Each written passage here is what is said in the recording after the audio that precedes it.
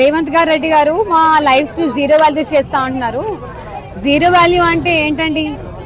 జీరోకి వాల్యూ లేదనుకుంటున్నారా? జీరోకి చాలా వాల్యూ ఉంది. జీరోకి వాల్యూ ఉంది. యాక్చువల్గా అయితే ఒక నంబర్ తర్వాత జీరో లేకపోతే నంబర్కి జీరోకి వాల్యూనే లేదు. అలాంటిది మీరు మా లైఫ్స్ జీరో వాల్యూ చేస్తున్నారంటే మా వాల్యూని పెంచుతున్నారని అర్థం అనమాట. నేను పాజిటివ్గా చెప్పుకుంటున్నాను. ఇప్పుడు మా వాల్యూని మీరు పెంచుతున్నారు. మాకు వాల్యూ ఉంది కాబట్టే కదా మా ల్యాండ్ కావాలి, మిమ్మల్ని డిస్ట్రాయ్ చేస్తాను అని అంటున్నారు. అలాంటిది మీకు ఏ విధంగా ఇంతమంది లైఫ్స్ని డిస్ట్రాయ్ చేసి మీరు సుందరీకరణ చేద్దాం అనుకుంటున్నారు?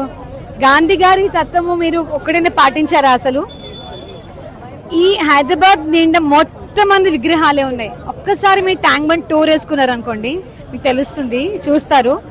ముందు ఓన్లీ ఆ ఫ్లైఓవర్, తెలుగు తల్లి ఫ్లైఓవర్ కింద అన్ని చాలా చాలా గొప్ప వ్యక్తుల విగ్రహాలు ఉండేవి. చాలా బాగా అనిపించేది సాయంత్రం అలా ఫ్యామిలీతో వెళ్తుంటే. అలాంటిది ఇప్పుడు ఫ్యామిలీతో వెళ్తుంటే అబ్బా ఎందుకు వెళ్తున్నామా ఈ ట్యాంక్ బండ్కి అన్నట్టుగా మొత్తం ట్యాంక్ బండ్ నిండా, నెక్లెస్ రోడ్ నిండా మొత్తం ఆ విగ్రహాలే. ఒకళ్ళు వచ్చేమో నేను హైదరాబాద్ని సింగపూర్ చేస్తానని ఒక ఆయన అన్నారు.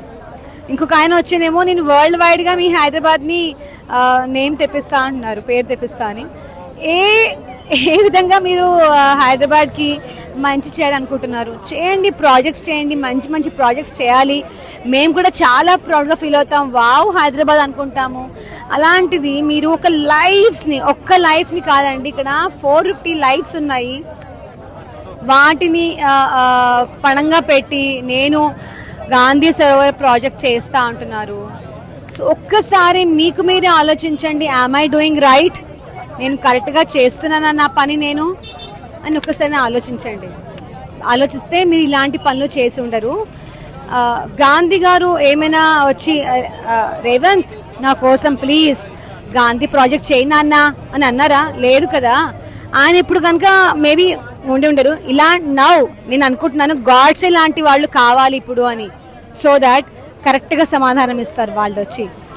గాడ్సే చాలా తప్పు పని చేశారు అంటున్నారు కదా, ఆయన ఆ రిక్వెస్ట్ ఇప్పుడు కనుక యముడు కానీ మేబీ ఆయన యముడు దగ్గర వెళ్ళుండరు అనుకోండి, తను గాడ్సే ఉంటే మాత్రం కంపల్సరీగా ఒక మంచి లెసన్ చూపించారు రేవంత్ గారికి.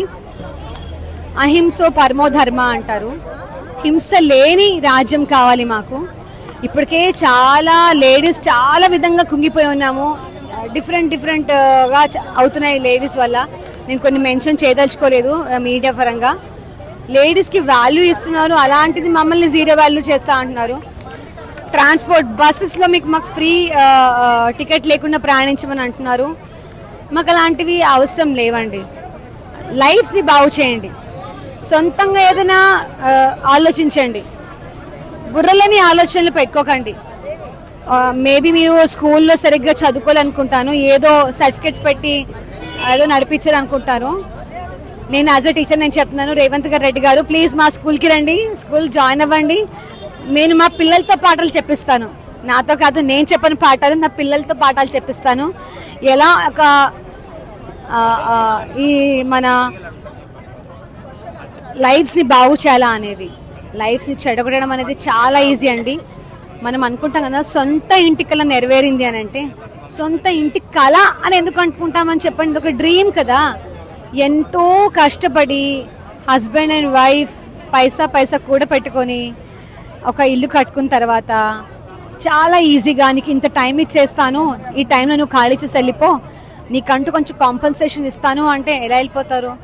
ఒక పార్ట్ నీ బాడీలోంచి ఒక పార్ట్ తీసేస్తానంటే నువ్వు హ్యాపీగా ఫీల్ అవుతావా? కాదు కదా. అలాంటిది మా లైఫ్నే నువ్వు చెడగొట్టేస్తాను, మా లైఫ్నే పణంగా పెట్టి ఈ ప్రాజెక్ట్ని చేస్తా అంటున్నారు. మీరు ఏ విధంగా మీరు నిద్రపోతున్నారు సార్? మాకైతే నిద్ర రావట్లేదు. అసలు నిద్ర రైతులు చాలా ఉన్నాయి. పిల్లలు వచ్చి అమ్మ మన ఇల్లు కూలగొడుతున్నారు కదా, మన పరిస్థితి ఏంటి నెక్స్ట్ అంటుంటే చాలా భయంగా ఉంది. ఒక పక్క ధైర్యం చెప్తున్నాము యాజ్ పేరెంట్స్గా, ఎక్కడ వెళ్ళినా కూడా అవునా అయ్యో మీ అపార్ట్మెంట్కి ఏదో రేవంత్ రెడ్డి గారు ఏదో చేస్తున్నారంట కదా, నెక్స్ట్ ఏంటి, మీరు ఏమైపోతారు అని అడుగుతుంటే చాలా కష్టంగా ఉంది. మాకు ఎంత ధైర్యం చెప్పుకున్నా, ఎంతమంది ఉన్నా ఒక సడన్గా నిధులోంచి లేచి అవునా ఇలా జరిగితే సడన్గా ఏమైపోవాలి, మా లైఫ్స్ ఏం కావాలి, నన్ను నమ్ముకుని వచ్చిన తల్లి నేను ఎలా చూసుకోవాలి. నాకు ఫాదర్ లేరు, నాకు ఫాదర్ అయినా మదర్ అయినా మా అమ్మ మాత్రమే. అలాంటిది మా అమ్మ నన్ను నమ్ముకొని వచ్చింది, తన లైఫ్ ఏమైపోవాలి. దగ్గరగా హాస్పిటల్స్ ఉన్నాయి, స్కూల్స్ ఉన్నాయి, మా లైఫ్ ఒక విధంగా మంచిగానే సాగుతుంది, బెటర్గా ఉంది, ఏ టెన్షన్ లేకుండా అని అనుకుంటున్న టైంలో ఇలాంటిది తీసుకొచ్చి మా నెత్తిన పడేసి ఒక పెద్ద బండరాయి నెత్తిన వేసేసి నీ కాంపన్సేషన్ ఇస్తా అంటున్నాడు. తల పగలు కొట్టేసి నీకు కాంపన్సేషన్ ఇస్తా అంటున్నాడు.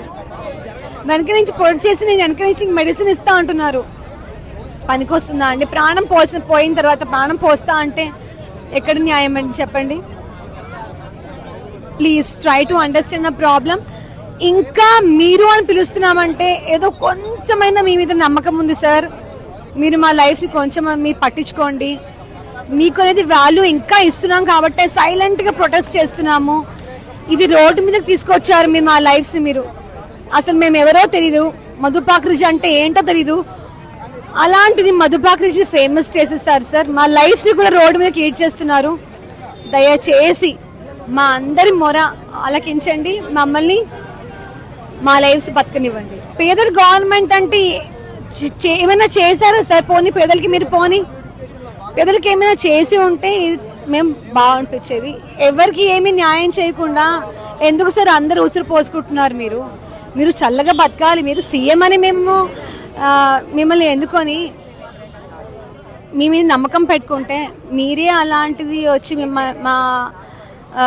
మమ్మల్ని పట్టించుకోవడం కాకుండా ఇలాంటివి చేస్తూ ఉంటే ఏ విధంగా మేము నమ్మాల్సి వస్తుంది సార్? పొలిటికల్ ఫీల్డ్ అంటే నమ్మబుద్ధి కావట్లేదు. పిల్లల్ని పాలిటిక్స్లో జాయిన్ అవ్వండి, పొలిటికల్గా నేర్చుకోండి అంటే ఎందుకమ్మా రేవంత్ రెడ్డి లాగా తయారవ్వడానిక?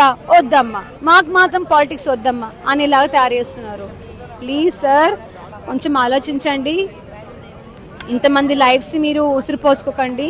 మీరు మంచిగా ఉండాలని మేము చాలామంది కోరుకుంటున్నాము. ఇంకా మేము మంచిగా ఉండాలని కోరుకుంటున్నామంటే మీలో ఏదో కొంచెమైనా మంచి చేస్తారనే కదా సార్. Please sir.